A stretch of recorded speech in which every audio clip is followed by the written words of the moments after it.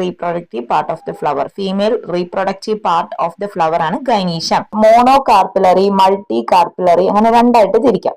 Okay, അപ്പൊ ഒരു single pistil മാത്രമാണ് ഉള്ളതെങ്കിൽ നമുക്കതിനെ മോണോ കാർപ്പിലറി എന്ന് പറയാം. ഇനി ഒന്നിലധികം പിസ്റ്റിൽ പ്രസന്റ് ആണെന്നുണ്ടെങ്കിൽ നമ്മൾ അതിനെ മൾട്ടി കാർപ്പിലറി എന്നാണ് പറയുന്നത്.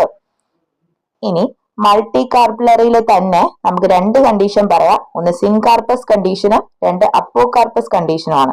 സിൻകാർപ്പസ് എന്ന് പറഞ്ഞാൽ നമ്മൾ പറഞ്ഞില്ലേ പിസ്റ്റിലാണല്ലോ, ഗൈനീഷ്യം കമ്പോസ്റ്റ് ഓഫ് പിസ്റ്റിൽ അല്ലേ. അപ്പൊ ആ പിസ്റ്റില് ഫ്യൂസ്ഡ് ആണ്, ഒന്നിച്ച് ഫ്യൂസ് ചെയ്തിരിക്കുകയാണെന്നുണ്ടെങ്കിൽ അത് സിൻകാർപ്പസ് കണ്ടീഷൻ ആണ്.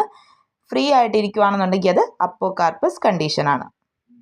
ഓക്കെ, പിസ്റ്റിലിനെ നമുക്ക് 3 പാർട്ടായിട്ട് തിരിക്കാം: stigma, style and ovary. Stigma എന്ന് പറയുന്നത് it is the landing platform for pollen grain. Pollen grain വന്ന് പൂമ്പൊടി വന്ന് ലാൻഡ് ചെയ്യുന്ന പാർട്ട്, ലാൻഡിംഗ് പ്ലാറ്റ്ഫോം ആയിട്ട് ആക്ട് ചെയ്യുന്നതാണ് സ്റ്റിഗ്മ പോർഷൻ. ഓക്കെ, സ്റ്റൈൽ എന്ന് പറയുന്നത് ഒരു എലോങ്ങേറ്റഡ് ആയിട്ടുള്ള സ്ലെൻഡർ പാർട്ടുണ്ട് ബിനീത് ദ സ്റ്റിഗ്മ. സ്റ്റിഗ്മയ്ക്ക് താഴെയായിട്ട് ഒരു ലോങ്ങസ്റ്റ് ആയിട്ടുള്ള എലോങ്ങേറ്റഡ് ആയിട്ടുള്ള പാർട്ടുണ്ട്, അതാണ് സ്റ്റൈല്. ഇനി ഓവറി ആണ്. ഓവറി എന്ന് പറഞ്ഞാൽ ബേസൽ ബൾജ്ഡ് പാർട്ട്, ഏറ്റവും അറ്റത്തായിട്ട് ബേസ് ആയിട്ട് ഒരു ബൾജ്ഡ് പോർഷൻ ഉണ്ട്, അതാണ് ovary. So ovary is the basal bulged part. ഇനി നമുക്ക് പഠിക്കാനുള്ളത് ഇതിൻ്റെ ഇൻസൈഡ് എന്തൊക്കെയുണ്ട് ഉള്ള കാര്യങ്ങളാണ്.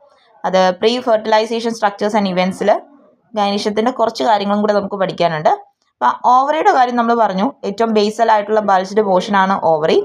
ആ ഓവറിക്കകത്ത് ഒരു ഓവേറിയൻ ക്യാവിറ്റി അല്ലെങ്കിൽ ലോക്യൂൾ പ്രസൻ്റ് ആണ്. ആ ലോക്യൂളിൻ്റെ അകത്താണ് എന്തുള്ളത്, പ്ലാസെൻഡ ലൊക്കേറ്റ് ചെയ്തിരിക്കുന്നത് കേട്ടോ. Inside the ovary the ovarian cavity is present in which placenta is located. Okay അല്ലേ? ഇനി പ്ലാസെൻഡയിൽ നിന്നും ആര് അറൈസ് ചെയ്യുന്നു? ഒവ്യൂൾസ് അറൈസ് ചെയ്യുന്നു. Arising from the placenta are the ovules, അല്ലെങ്കിൽ നമ്മൾ അതിനെ മെഗാസ്പൊറാൻജിയ എന്നാണ് പറയുന്നത്. ഇത്ര ഓക്കെ അല്ലേ?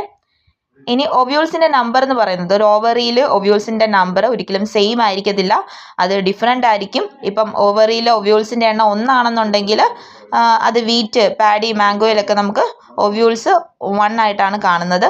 ഇനി ഓവറിക്കകത്ത് ഒവ്യൂൾസ് ഒരുപാട് എണ്ണം കാണുന്നത് ഏതൊക്കെ കേസിലാണെന്ന് ചോദിച്ചാൽ പപ്പായ, വാട്ടർമെലൺ, ഓർക്കിഡ്.